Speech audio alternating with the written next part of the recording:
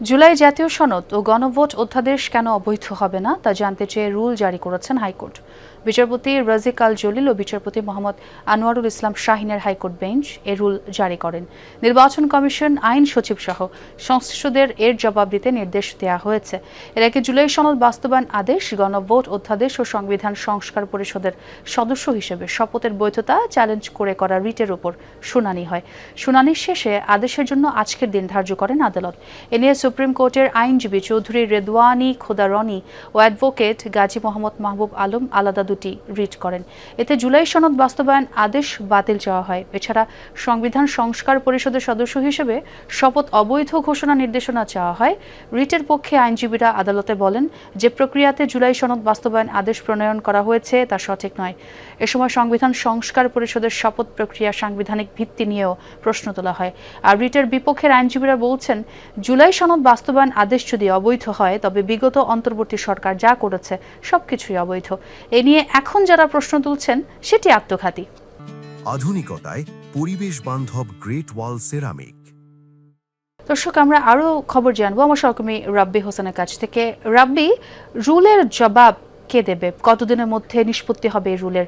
আইন সচিব সহ যারা সংশ্লিষ্ট রয়েছেন তারা দেবেন। এখানে যখন এই শুনানিটি হয়েছে সেখানে যারা রিটকারী আইনজীবী ছিলেন তারা মূলত বলার চেষ্টা করেছেন যে তারা জুলাই সনদ পুরোপুরি তারা বাতিল চান না, তবে এই যে ধারাগুলো রয়েছে বা আইনগুলো রয়েছে সেগুলো যাচাই বাছাই করার একটি সুযোগ রয়েছে এবং সেই এখতিয়ার আদালতের রয়েছে, যার কারণেই তারা মূলত আদালতে এসেছেন। তবে যারা রিটের বিপক্ষে আইনজীবী রয়েছেন, বিশেষ করে সিনিয়র আইনজীবী শিশির মণি, তিনি আদালতকে বলার চেষ্টা করেছেন যে এই যে জুলাই সনদ যদি বাতিল করা হয় সেটি এই অন্তর্বর্তী সরকারের যা কার্যক্রম ছিল অনেক সব কিছুতে একটি প্রশ্ন তোলা হবে। পাশাপাশি আগের যারা সরকার ছিল তারা রাজনৈতিক যে বিষয়গুলো রয়েছে সেগুলো তারা আদালতকে প্রভাব খাটিয়ে তারা নিজেদের স্বার্থে হাসিল করেছেন, সেই বিষয়টি তারা বলার চেষ্টা করেছেন যে এই সরকারও এরকম একটি ইন্ধন দিচ্ছে বলে তারা একটি অভিযোগ তুলেছেন এখানে যারা শিশির মনির সহ যারা আইনজীবী রয়েছেন।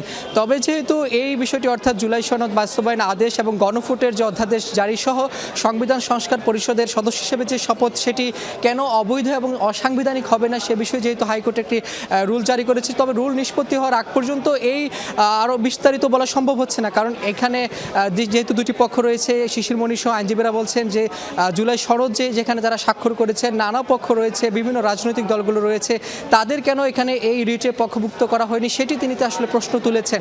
কারণ সেখানে শুধু বিএনপি, জামায়াত বা এনসিপি সহ অন্য রাজনৈতিক দলগুলো এই জুলাই সনদে সেখানে তারা স্বাক্ষর করেছিলেন, পাশাপাশি তার গণভোট নিয়ে প্রচার প্রচারণা চালিয়েছেন এতদিন। সেখানে নির্বাচনে যখন এইখানে সংসদের অধিবেশন বসার প্রায় 10 থেকে আর অল্প কিছুদিন সময় বাকি রয়েছে, সেখানে এই হাইকোর্টে এসে এই রিটটি করার কোনো অর্থ নেই বলে তিনি আসলে দাবি করেছেন। তিনি বলছেন যে রাজনৈতিক উদ্দেশ্য সাধনের জন্যই মূলত এই রিটটি করা হয়েছে।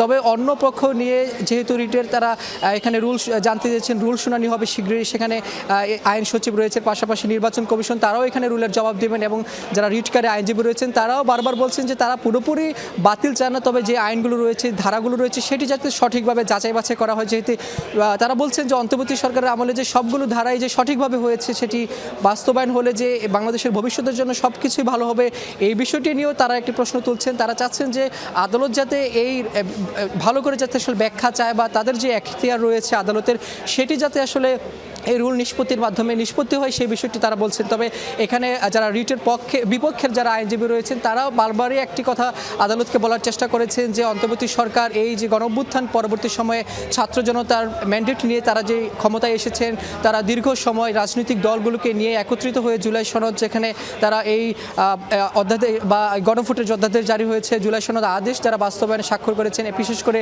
আমরা দেখেছি যে শপথ গ্রহণের অনুষ্ঠানে সেখানে জামায়াত সহ তারা যেই সংবিধান সংস্কার পরিষদের সদস্য হিসেবে স্বাক্ষর নিয়েছেন, এই বিষয়গুলো যদি বাতিল হয়ে যায় সেক্ষেত্রে বাংলাদেশের রাজনীতির পরবর্তীতে একটি যে গণঅভ্যুত্থান হয়েছে সেটির কোনো মূল্য থাকবে না বলেও আদালতকে তারা জানিয়েছেন। তবে আমাদেরকে অপেক্ষা করতে হবে, যেহেতু এই বিষয়টি এখন আদালতের উপরই এখতিয়ার রয়েছে বা আদালতের উপরই এসে বর্তিয়েছে, সেই বিষয়টি আমাদেরকে আসলে শুনানির আগ পর্যন্ত আমাদের অপেক্ষা করতে হবে।